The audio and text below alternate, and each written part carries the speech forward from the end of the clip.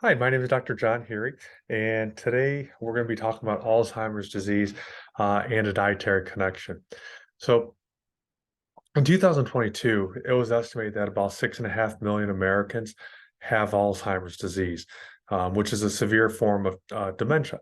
And hundreds of thousands of other people, they may suffer from an often undiagnosed subtype of Alzheimer's called hippocampal sparing. So, the most recent data suggests that well over 500,000 Americans die from Alzheimer's disease each year, which brings it up to around third place in as far as leading causes of death in the US, right behind heart disease and cancer. Now I read an article by it was Dr. Danielle Ofri, and she wrote an article in the New York Times, losing your mind, and with it, much of your personality and dignity. This is, it's terrifying for the people, going through this. And to make matters worse, many doctors shy away from addressing dementia both with colleagues and also with their patients. Dr. Ofri, she went on to say that, of all, the top 10 killers in America are potentially and largely preventable, or at least, modifiable, except for dementia. We have tests to screen for many cancers and treatments to prolong life, but there's nothing really that we can do about dementia. There are any screening tests that can, pick up the disease before the symptoms appear. And even if there aren't any treatments that make a substantial difference. And for doctors, this is profoundly frustrating. No wonder dementia gets, pushed onto the back burner. In the dishearteningly, limited time, of a medical visit, we're forced to focus on the diseases that we can treat. According to, several natural health care experts, there's much that can be done in the form of prevention, when it comes to Alzheimer's disease. Unless the conventional paradigm shifts to realizing that through a healthier lifestyle, the situation can go from hopeless and grim to positively optimistic. Then the battle, it's really it's a hard one to win. Um, in an ideal world, doctors would begin to advise their patients early on. The lifestyle strategies promoting heart and brain health throughout a lifetime are of utmost importance. Trends in the current literature point to lifestyle factors, especially diet, as one of the major driving forces behind dementia's development. Similar articles have been written highlighting the connection between Alzheimer's and other dietary related diseases, such as diabetes and heart disease. The researchers seem to point at the fact that if diabetes and heart disease can be prevented through a proper diet, that so too can Alzheimer's and dementia. According to the literature, Alzheimer's, it was given the moniker, it's been coined type 3 diabetes.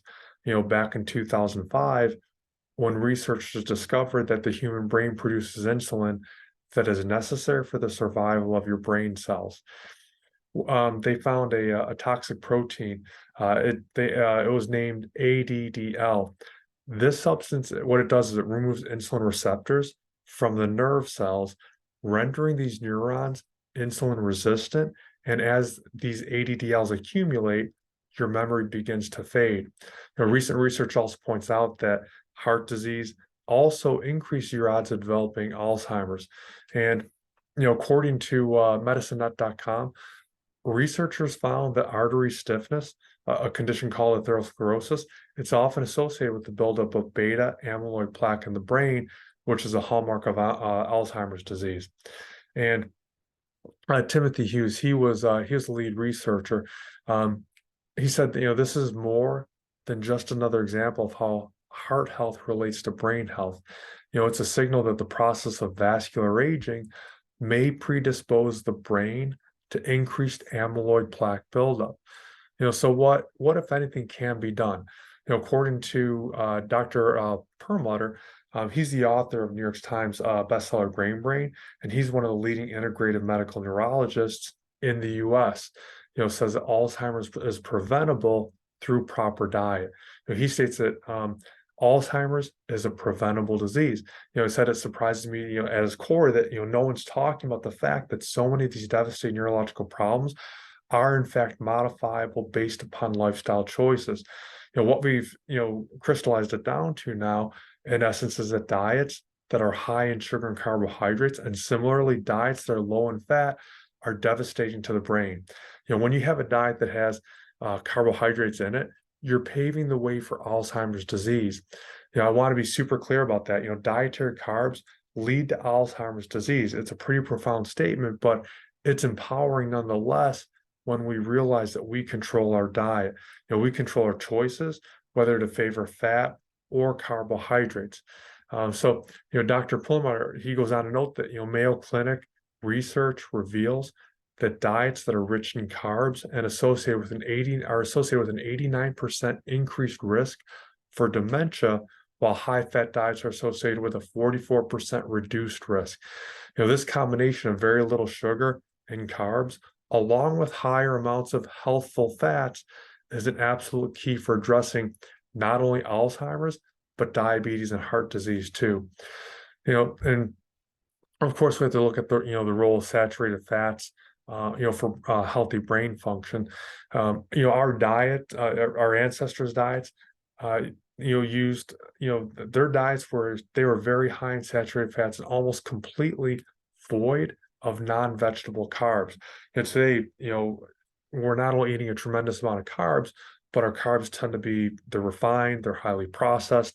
So, if you've been alive over, well, if you're over 60 years old, it's also likely that you've heard the conventional medical wisdom that warned about saturated fats causing heart disease, and therefore the need to severely limit those in the diet.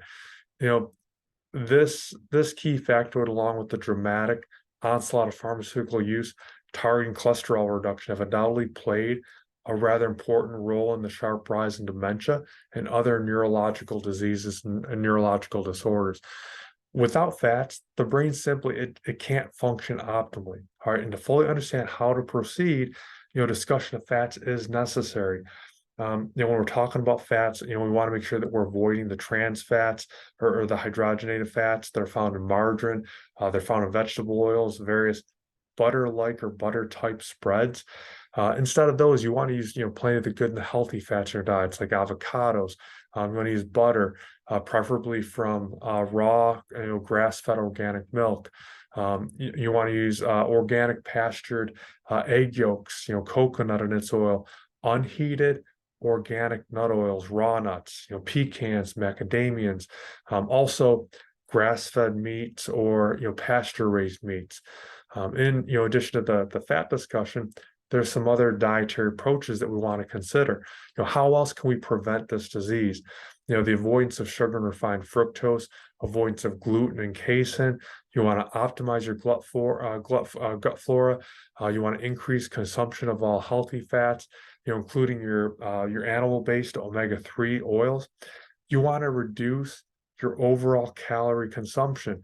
Improve your magnesium levels. Eat a nutritious diet. It's rich in folate. All of those things can be a great start. And certainly, a closer examination of lifestyle habits, both good and bad, can also confer benefits, such as exercising regularly, having optimum vitamin D levels, avoidance and elimination of mercury, avoidance of the flu vaccine, avoidance of anticholinergic and statin drugs. The statin drug class can be particularly problematic because they suppress the synthesis of cholesterol. They deplete the brain of CoQ10 and prevent adequate delivery of essential fatty acids and fat-soluble antioxidants to your brain by inhibiting the production of the indispensable carrier molecule that we all know as low-density lipoprotein, or LDL for short. And you're thinking, but wait, I thought that LDL was the bad cholesterol, right? Yes, we've given it that label. We're certainly told about all the bad things it does, but we're not told about the good benefits it also provides for body and brain. So it seems so important that we have a well-designed personal approach to health, for each person. That's in the interest of our, of our population and of our whole healthcare system. If you need help, make sure that you call your local nutritional expert. You want to get things corrected from a dietary approach, and that can be far more beneficial when you have early intervention. All right, thanks again, guys. Hope you guys have a great day, and hope you guys learned something. We'll talk to you guys soon. All right, take care now. Bye.